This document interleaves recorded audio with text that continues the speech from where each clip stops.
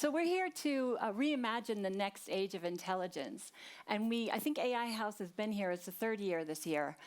So we're kind of moving past where we talk about early adoption, and we want to talk about really how you take these early adoption in terms of sovereign AI and you move to AI native nation status, which is, there's a lot of buzzwords in that, guys, but the most important thing is that we want to be practical here. We want to help you guys understand what is available, what's happening out there, and to really make an impact in your environments. How many of you people here are part of a government or work in government at all or advise government? So there's quite a few. So this is a hot topic, AI and sovereign AI, and how do we move forward. So my name is Joanna Shields. I'm the chair of the Responsible AI Future Foundation based in Abu Dhabi.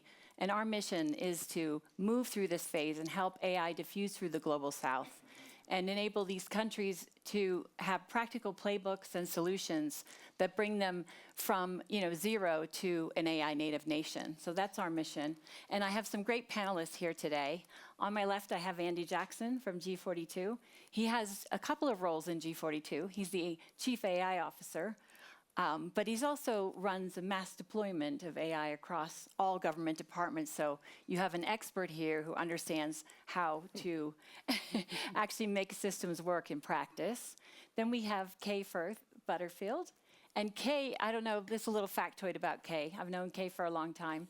She was, I think, the first person anywhere in the world to be a chief responsible AI officer, and that was here at the World Economic Forum. Oh, so wow. Way ahead of your time back in 2014, Kay. And then finally, we have Liam. Liam Fedus is running a very exciting company called Periodic Labs, and they're all about moving experimentation into simulated environments with millions of AI scientists to come up with scientific breakthroughs. So there's a lot to cover today. And we're waiting on Chris Lehane from OpenAI. You might have to sub for him. Sure, I'll do my best. But Chris was the visionary behind something called AI for Countries, which is very relevant to this conversation today. And you may hear a lot of people from OpenAI talking about how they're moving, from just using ChatGPT across the enterprise to where they're actually helping people deploy systems that improve society and that are, in line with their culture, their law, their language. And these are all the factors that are being considered as part of this package called AI for Countries. So I'm going to start first with you, Andy. Given your dual role of, being on the ground, yep, and actually having to be responsible for delivering projects. Yep. I think the first question for you is,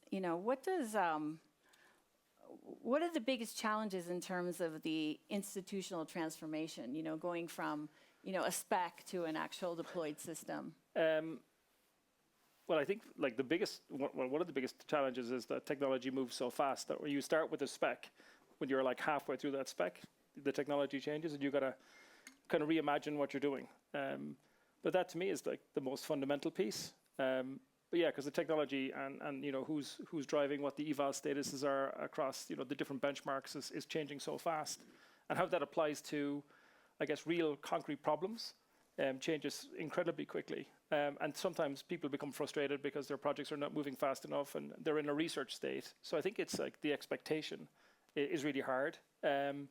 But also the technology is changing so fast, and obviously we've got Liam from Periodic and what he's doing and they're doing is changing as well, right? I mean, we were just talking before this panel about what's possible now, and the frontier of kind of I guess applied AI in material science is everyone's pushing boundaries in so many different ways, and it's kind of difficult to, I guess, take it all in, process it, and then kind of come up with a strategy for whatever you're trying to do. So I think it's that complexity at the moment is incredibly hard to manage for organizations, for governments, and even as individuals. Mm.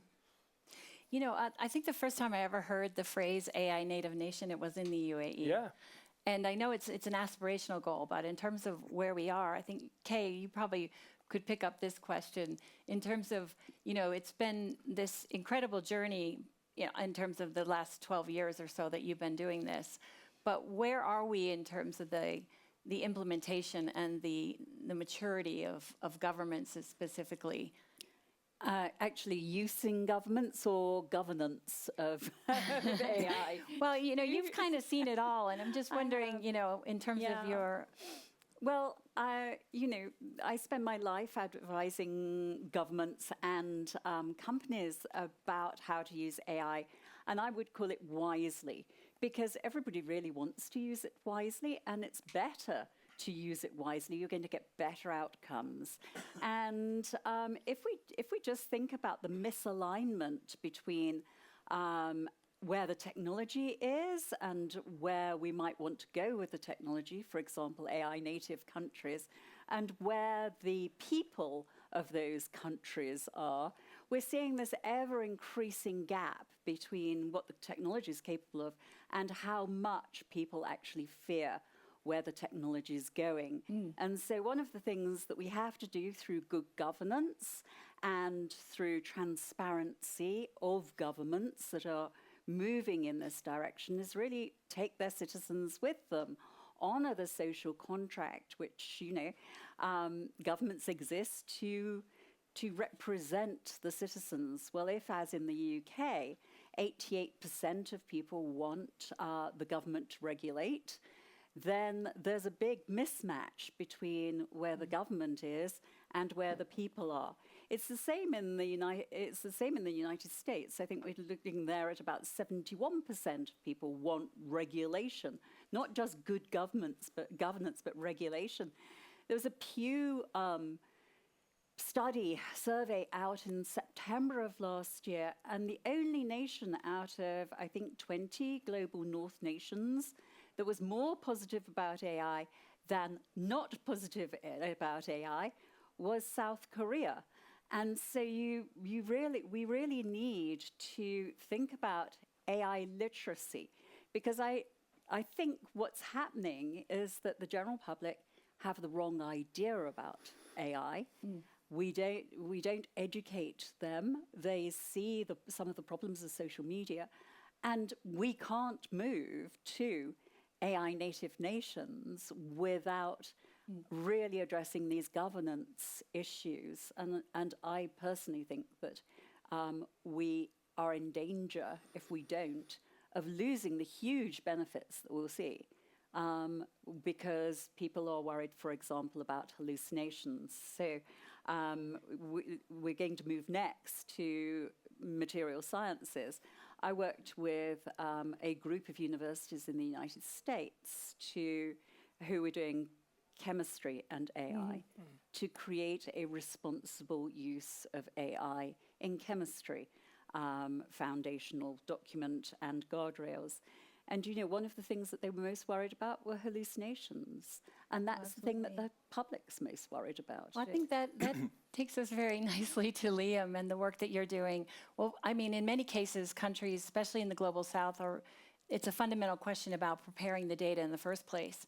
But also in terms of the evolution of this, if we're talking about an AI native nation, the idea of these deep data sets and the synthetic generation of data is a really critical part. When you're thinking about climate science, you're thinking about space travel, we're thinking about, things that could really transform our world and, make AI this civilization uplift moment that we're all hoping it can be. So if you take a few minutes to talk about what you guys the exciting work you're doing at Periodic Labs. Yeah, I'd be happy to. And also connecting to problems of hallucinations. So broadly speaking, we've seen tremendous progress on chatbots, on coding agents. I think the digital era has transformed so rapidly. But one thing that we see as an opportunity at Periodic Labs is if you wanted to create an AI scientist, it's necessary to have experiment in the loop. It's not enough, as any scientist knows, it's not sufficient to sit in a room, think really hard, and come up with new science. It's necessary to carry out new experiments consistently. And we see this opportunity to begin to affect the ability to understand and generate matter. Materials are behind every advanced industry, semiconductors, aerospace, et cetera. It really is this sort of hidden thing that bottlenecks civilization. One way we think about hallucinations is our grounding is actually like a verified material you can hold in your hand. We have physical experiment, and that is a true grounding. So if the system produces a prediction that's not accurate, we can very quickly find that out when we say that's not thermodynamically stable, it doesn't have the property we intended, and it's really like, reality becomes this ultimate grounding. And then I think the industry has made progress towards hallucinations. I think without getting too much into the technical weeds, there's the data you've trained the model on, and that's not sufficient. There's this new era of training called reinforcement learning. And one way to make the systems hallucinate less is to really think carefully about the reinforcement learning environments. And the agent, the model, has to have the right incentives to not want to guess answers. So field is making progress, but at Periodic Labs, we're thinking about the ultimate grounding as being reality. And can I just come back on that, Joanna? Because, one of the most important things about a government, and one of the most important things about a government is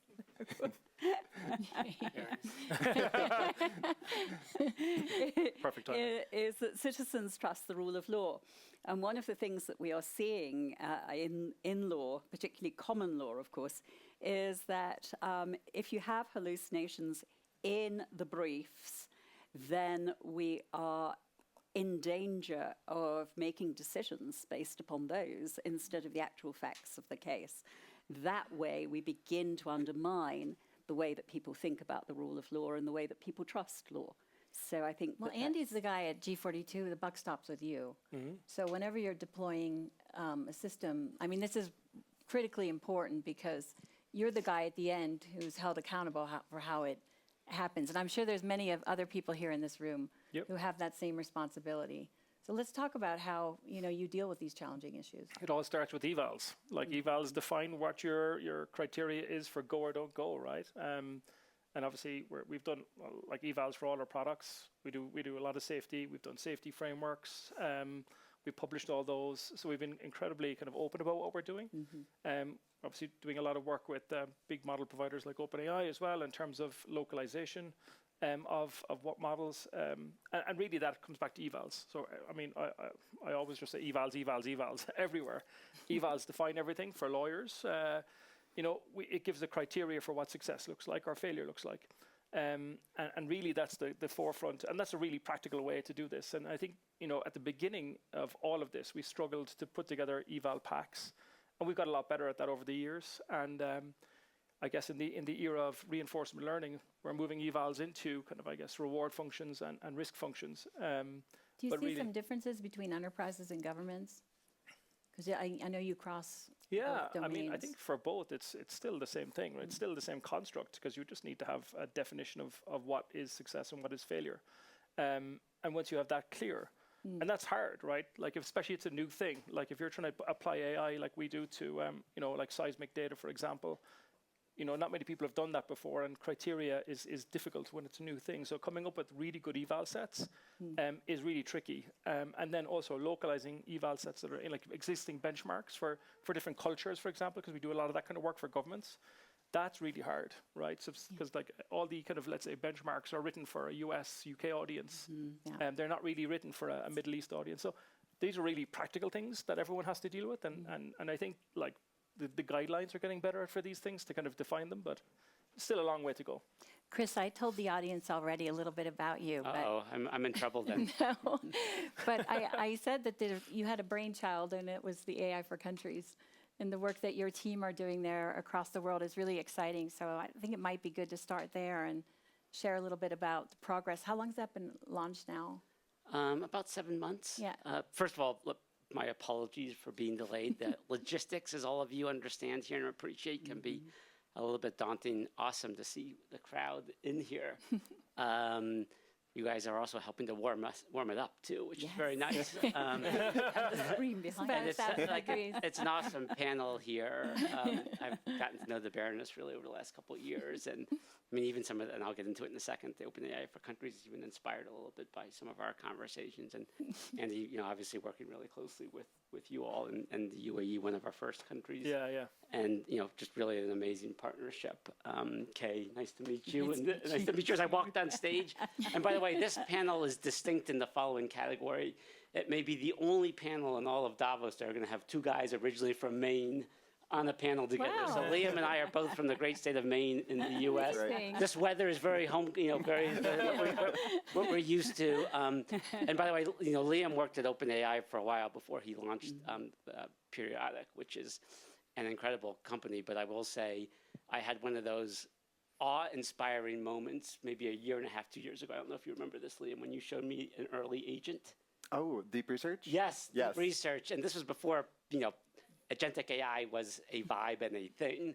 And, everyone has their moment in AI. And that was, I tell the story, it was sort of, wow, what this stuff can really do in a way that really hit home with me. And Liam was actually explaining to me, the non-researcher. So it's awesome to be here. So yeah, in I think July or June, we launched something that the Baroness was touching on called OpenAI for countries. And the conceit behind this is that, as all of you know, AI is a general purpose technology. The wheel, printing press, combustion engine, pick your electricity, pick your favorite historical analogy. It's not an extractive technology, meaning it's not pulling necessarily economics out of one market and moving it to the other at its best. It's a productive driving and productive generating. It's a technology that allows people to make, to create, to build, and to produce. But you have to have the infrastructure. If this was electricity, you need an electric grid to be able to build off of it as AI. How are people able to have the infrastructure in place so that they can build the companies of the future, the jobs of the future, the economics of the future? And so the idea behind OpenAI for countries was, for us to seek to work with countries around the world. When we launched it, the UAE was really our first partner. Since then, we've had engaged with more than 50 countries and counting. And one this morning, in fact. Great. And I think tomorrow or Wednesday, if I'm tracking, I guess Wednesday, I'm losing track of time with the time zones. We're going to be announcing our next sort of big chapters in OpenAI for countries, but it's ultimately about how do we bring this technology to the world so that those places in the world can build. And the stuff we're doing, I think, with the UAE is a template. Yeah. Right now, I think, and Andy, jump in here, please, but really building into the education system. Yeah. We're doing stuff with MBZ University, Khalifa University, UAE University, HCT, I think, working with government agencies. And ultimately what we're really building, and G42 is in the middle of this, is going to be an infrastructure capacity where we want to, over the next year or so, bring on 200 megawatts of electricity that will then help generate compute. And I just think it really reflects how forward-looking the UAE has been about this, right? They saw the opportunity and not just jogged at it, but sprinted at it. Yeah, I mean, it's been a journey, right? We've worked on it together, and it'll transform, I would say. I mean, obviously in the academics, we've got so much going on with academia right now. It's very far forward. Enterprises, we've already kicked off on the enterprise side as well. So ultimately it's, the AI for Countries concept is huge, and it really kind of crystallizes things. It was pretty new when we started, and we were trying to figure out what it is and how we shape it, but I think it's certainly coming together. Yeah, and I think, just to stop talking in a second, I think what this is really trying to get at, and it's something that you'll hear us talking a lot about, is something called the capability overhang.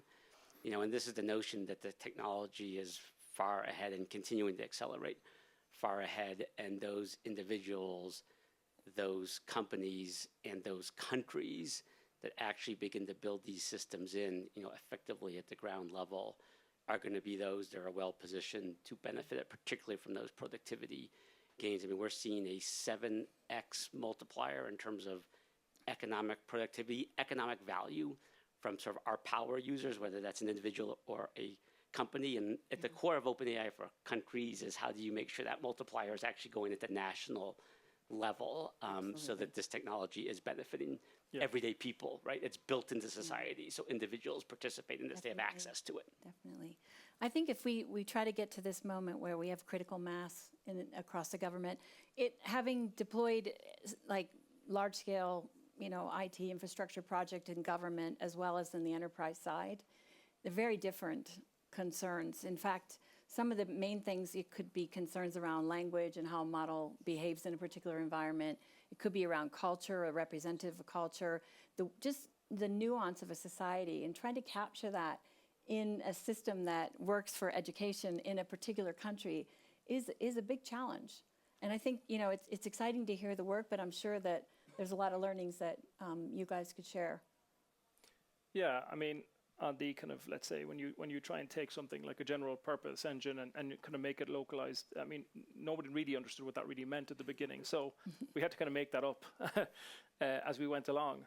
So really kind of making it specific to the laws and customs of the land, is more complex because everyone has a different opinion on what it should look like. So trying to bring that down to a standard set of evals that we can then transfer across countries.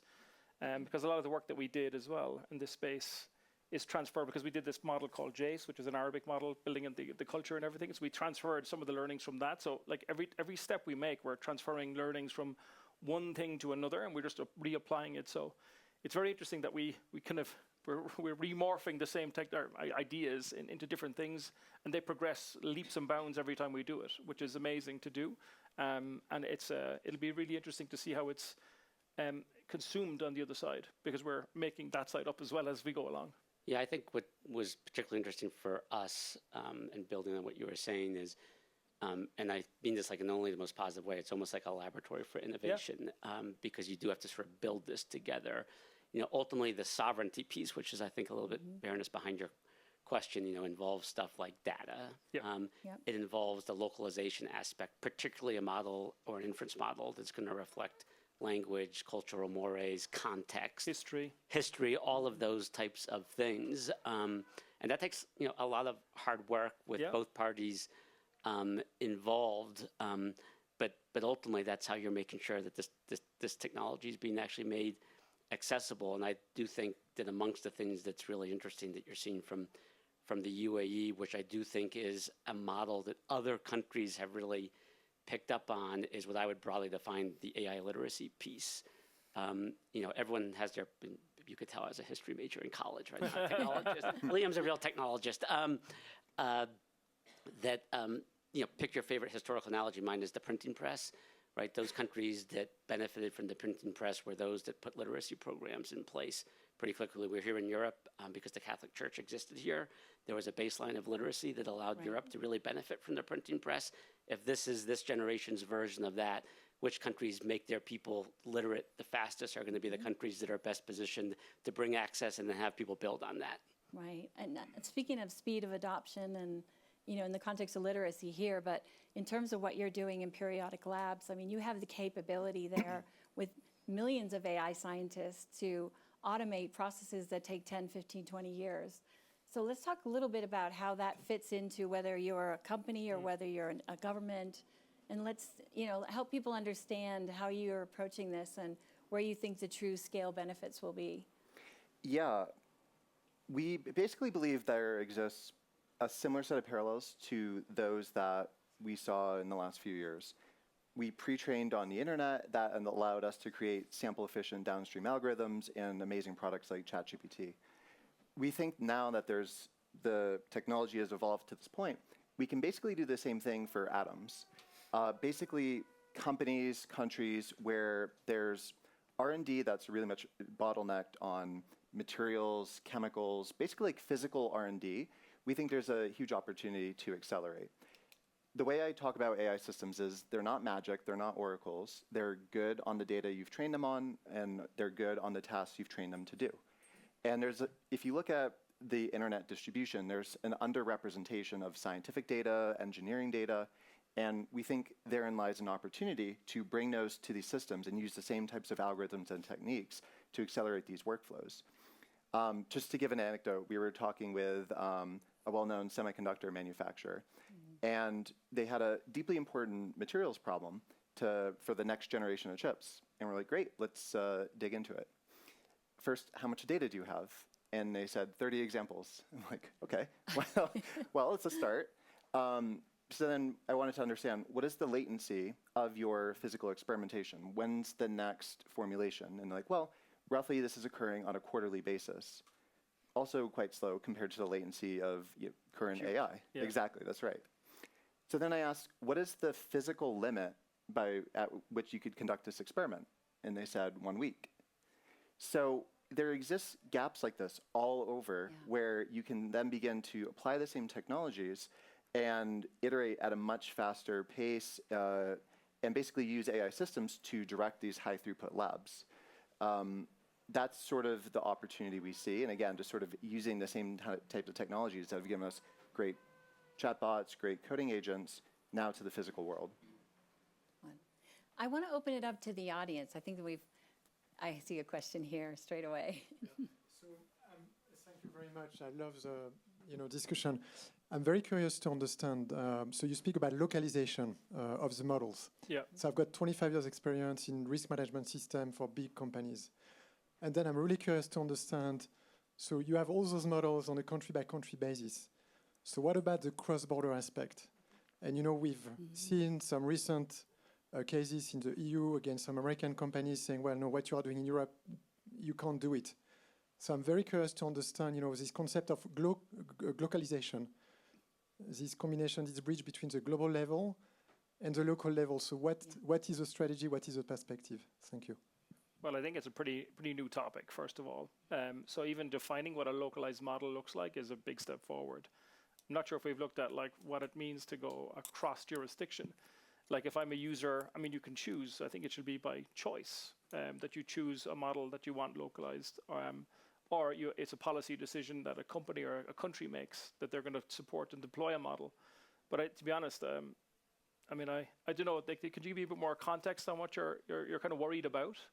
Like, what is the specific issue? So the specific issue is that you are a company, and you can do A or B. You cannot do A and B. And then the challenge is you are a global company, and then your model is accessible from all around the world. Yeah. So then how do you manage that? How do you, from a regulatory framework standpoint, you cannot have two sets of regulation applying on the same event. So it's how do you, what we call technically the conflict of law. How do you implement This that? is all you, Chris, yeah? Thank you. So it's a great question. I think maybe a couple different levels to it, if I could, and anyone please feel free to jump in. First of all, I think when we think about localization, again, using my historical analogy, that's, are you creating a localized electric company so that your local homeowners, other people can actually access that energy, that electricity, and then build off of it? I think if you're in a company and you're building enterprise you're building a system that's really going to serve the specific purposes of your company. I think what your question is also, getting at is how do we start to develop sort of global standards? And, and I think probably particularly around things like safety, catastrophic risk, kids issues, something the Baroness has been very involved in leading on, cybersecurity issues, those types of things. And I think if you squint really hard, right now you're beginning to see, I think, the sort of nascent development of those global standards. A couple of years ago in the US, there was something called the US AI Safety Institute. The UK has a version, the US evolved it, but it still serves the same function. And what you're seeing, Japan, US, UK, Europe with the code of practice, other countries around the world, Singapore, there's a version of this even in, not even, but in the UAE, where all those places are beginning to actually replicate in a pretty consistent way standards. And I think, particularly, nations that are looking to align either on values or commercial interests. And so I do think that where this is headed and where it is going is you're going to, in effect, have some of those safety standards, sort of the global rules of the road. I do think there is going to be some version, and this gets into some real geopolitical issues, of where, you're probably going to have two global systems, one being, in effect, led by US frontier models, and then working with some of the nations and others I just described, and then a version that will come out of China. And it won't be exactly this, but you think post-Second World War, the world's financial system was in effect built on US dollar, but rules of law that surrounded that. I think you are beginning to see the different nations in the world who have similar interests beginning to build that out and develop it. And I think ultimately it will be really important to the success of this, not just that there's a consistency to the issues that you were talking about, but ultimately, are you also using some of these rules to actually really democratize this and create the access that I'm sure, Kate, you were probably talking about a little bit.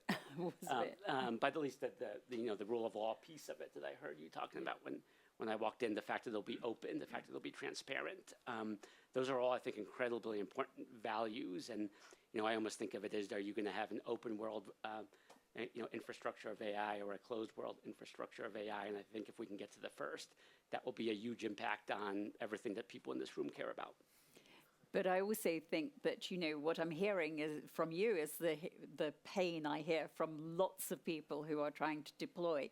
So not at foundational model systems, but at the next level. And, what you're fighting for is some sort of clarity to know what it is you want to do and which regulation, which governance frameworks you should be putting in place. And I think that that's something that we really need to concentrate on, because all those people who are deploying, you're making it up as you go.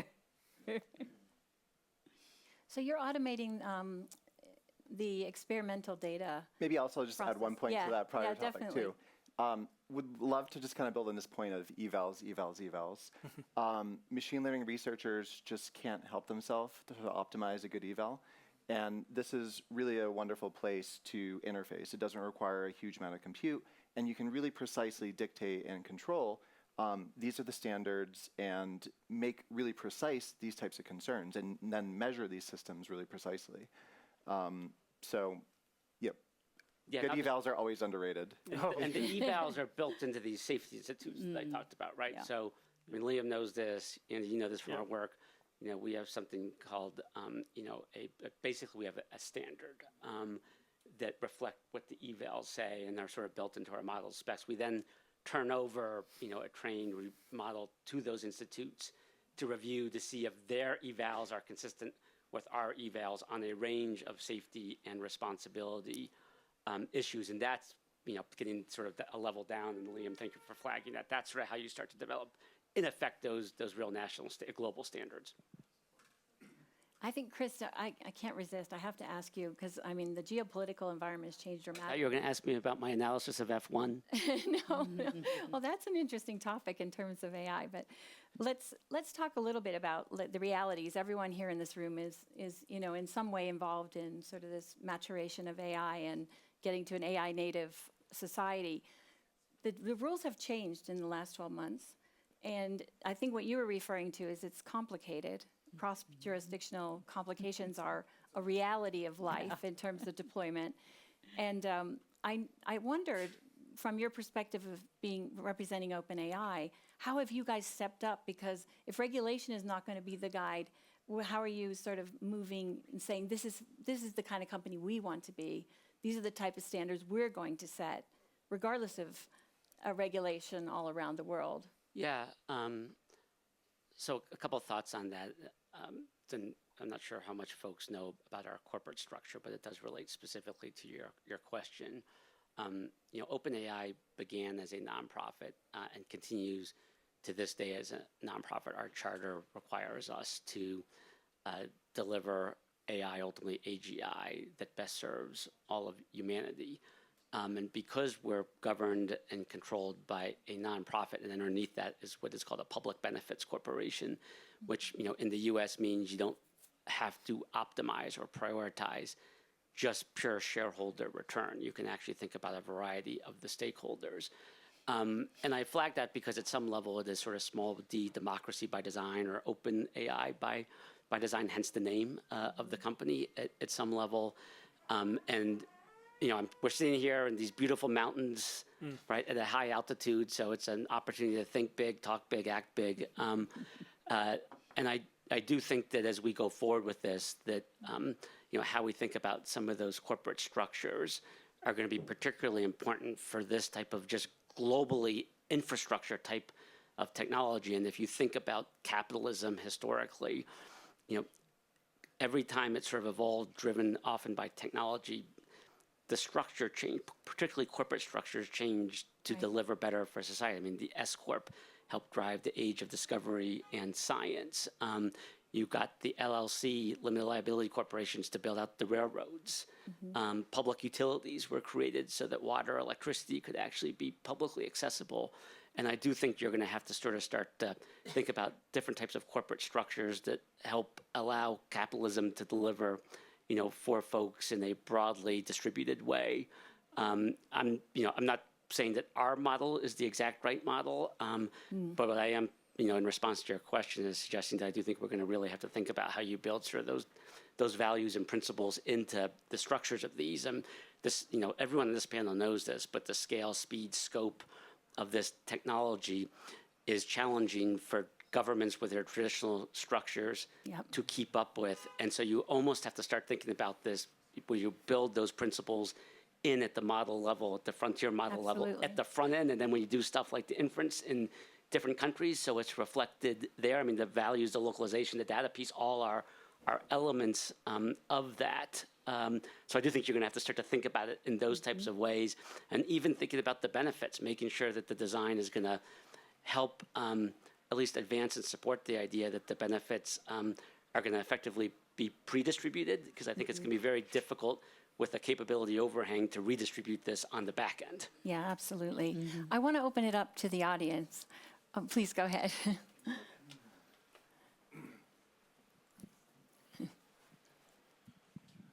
Thank you for a wonderful panel discussion. My name is Aziz. I came from Kyrgyz Republic, Central Asia. AI racing speed up every day, every hour, maybe every minute. And what you suggest for small population and nations, and we want small population nations want to build up own AI products. And for example, for Kyrgyzstan, we have a strong AI community and engineers and machine learning. We built our own Kyrgyz language AI voice model, Kani TTS, and we spread it out among nations and every AI for every language. But what about other languages and other nations? What is your ideas or what you suggest? Thank you. Well, I guess, from the UAE perspective, we follow kind of two specific routes. One is to build our own technology, and one is to kind of work with big companies to kind of modify or to adapt their technology to what are, I guess, our national goals. And if you look at what we do in AI, we have specific areas that we focus in on sort of through some of our companies. So we focus on, oil and gas. UAE is an energy producing country. So we align the AI, strategy with the national strategy. So specifically, healthcare is a big national area. So we focus some of our energy on that area. We certainly have, we've done genomics models, protein models, chemical models that interact so we follow, again, we kind of align with the national strategy, and also that gives us, as we build out, I suppose, a kind of a moat that aligns. So it's kind of our moat in terms of capability, yeah. So this is the approach, and that's what I'm not sure it's the right approach, but that's what we've done so far. Can I ask you a quick question, a follow-up question for the audience? There's we at the Responsible AI Future Foundation, every day we're excited about, we hear more practical stories about startups in a country working with governments and actually deploying, systems for the first time. And how are you working? I know there's a lot of people in the audience who come from startups and, emerging companies. Yeah. How do you work in Kyrgyzstan with them? Yeah, I represent High Technology Park. We support startups and our talents. We started 20, 30 years ago without nothing, no oil and gas country, mountainous country, landlocked. And we started outsource for Silicon Valley, for UAE, and for Dubai, and we have plenty of talents and strong community of engineers and machine learning, and that's why we have so expertise. And some of our startups are in Silicon Valley, and we make a bridge between us, and so we have power. And when we built our Kyrgyz language, we need to be a champion on a Hugging Face. After that, absolutely. we're building our own. And after that, all nations are fine-tuned For example, Urdu. And we built our Kyrgyz language. And so our language become useful for Arabic language. Yes. We built Arabic language. It's realistic. It's humor with sarcasm.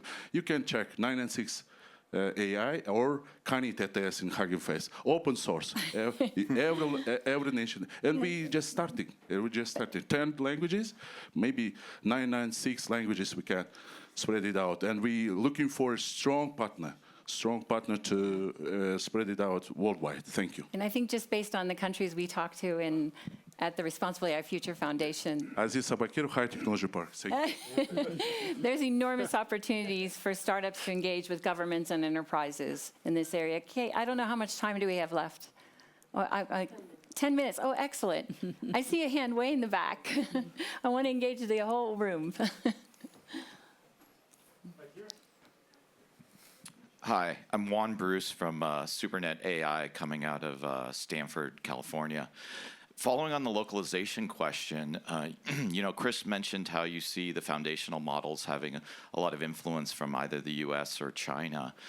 We're looking at issues around culture for users and how do we get local cultures in there? For example, areas like child rearing and things where the current frontier models may be giving advice that's more biased to the US or China, depending on what you're asking. And, if you were doing a big corporate solution, you could, put RAG in there and put individual data. But how do we address like the mass consumers around cultural issues and also make the alignment so it financially makes sense to do that? Well, I'll jump in there. It's just back to evals. So if you define what you want it to look like, you can reverse engineer it to what it needs to be. So for example, for historical accuracy, for example, for a country, you want to define what that really looks like. You want to define how the tone of voice for a country, and you have to define that as a set of evals. From there, then you can at least understand what your gap is. So if you can measure it, you can manage it, and that's kind of the approach we've taken so far. Yeah, I mean, as we've touched on, I think that's a big focus of OpenAI for countries, which is, we're working not just with the UAE, UK, Australia, Korea, Japan, Germany, a number of other places. And, in each of those places, the idea is to stand up, in effect, a localized model that will reflect local context, local mores, local values, local language. And so that, if someone is asking a question along the lines of what you were asking, childbirth or child rearing, you will get an answer that is presumably in line with that particular country's cultural approach to that issue. And I do think that it's incredibly important, if you're going to make this stuff accessible, that you are working in a way that is bringing in those local values. And what we're seeing as well is, some countries have just moved to a sovereign AI model. We just heard an example of that, and even Mongolia has its own sovereign AI model. But I also think that one of the things that you have to think about when you are answering that question, back to AI literacy, which we've talked about before, of the general public, to understand that some things might come with cultural problems for you. So let's look at toys for under 6-year-olds, which are enabled with AI. Most of those come from China. Most of them come enabled with facial recognition, data going back to the company, voice recognition, all of those sort of things. And so having, adding on for the consumer something like a label that says, this product will teach your child X, then that might be a way of helping people to understand how it works within their culture and making it culturally relevant and giving them the opportunity of buying the right device for their child or their use in their home. Absolutely. I saw another question about midway back here. Is anybody? Oh, there you are. Great.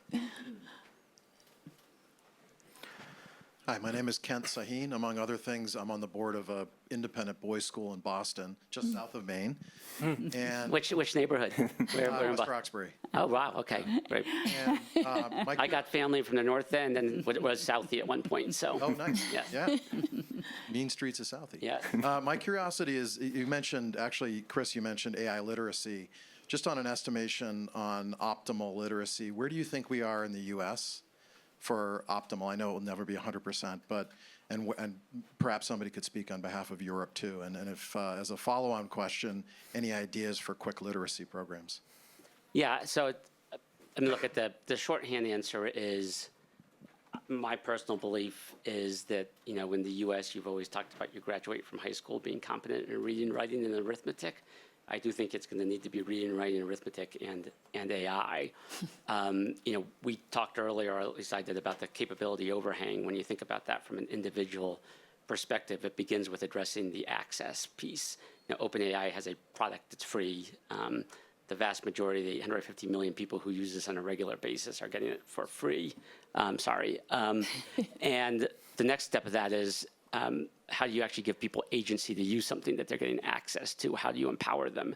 And I think a huge aspect of that, central to that, is literacy. I mean, you will see us, and we've shared a little bit about this. There's going to be a lot more coming in the next week or two, so I'm going to be a little bit reserved, but how we actually want to start to build stuff right into our product to allow that to happen, both in terms of doing the training, but also potentially helping to begin to certify folks, and certify folks generally, but also potentially certify them for different types of vocations and opportunities, particularly as our data begins to indicate how jobs are going to transition and where the new jobs are going to be. Like, if you can bring people along on that in real time, I think that's going to be huge. And so as I think about the educational piece of this, it is AI getting built into K through 12. We actually have a big partnership in the US right now with the American Federation of Teachers, the biggest teachers union. To their credit, they're really leaning into this. But I also think you're going to have to almost reimagine the definition of education and public education. I think in the age of intelligence, you're going to constantly need to be updating yourself on your ability to not just access, but understand and use and deploy the technology for you to be a full participant in the economics that will be coming from this. But can I just come back into that and say, we don't just need to learn how to do AI, we need to learn how to do AI wisely. We need to understand its impact upon us, as well as what we can achieve with AI. And also, I want to just raise my hand for Vermont. Because, you know, we're in this Northeast Fest, and that's my place. That's good. Well, I hope there's a number of Patriots fans here that's I've very got happy. Pennsylvania, so there you go. Sorry, you guys. Commonwealth. I had no idea. I didn't stack the panel. It's really not. It wasn't intentional. I apologize. Hey, I've asked you guys quickly to give one concrete sort of action or piece of advice, and then I think we will be pretty much out of time. So I'll start with you first, Liam. Just in terms of the transition between this early adoption phase to where we get to AI native countries, you know, just a bit of advice or... I would say constantly stress the boundary.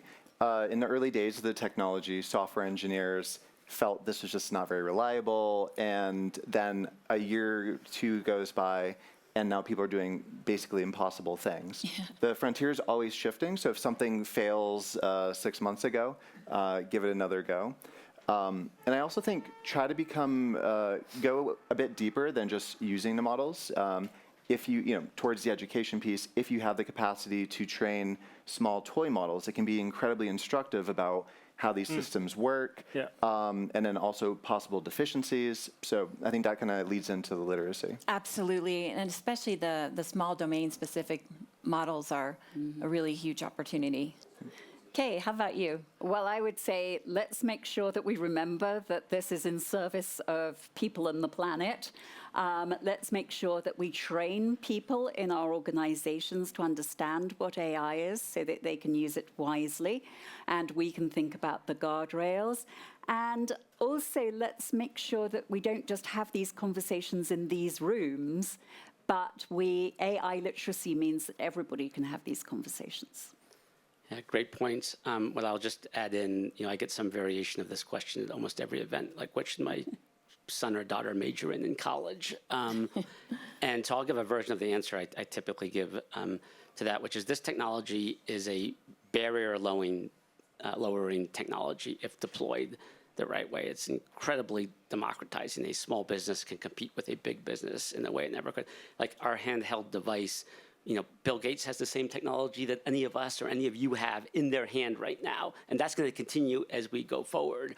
And I do think, I'm probably over-indexing on a U.S. mindset, or at least my U.S. experience on this, but I do think bringing passion and creativity to this, because if you're passionate, you're going to be creative, and if you're creative, you're going to be able to deploy this technology in a way that's going to have a huge impact on your individual success.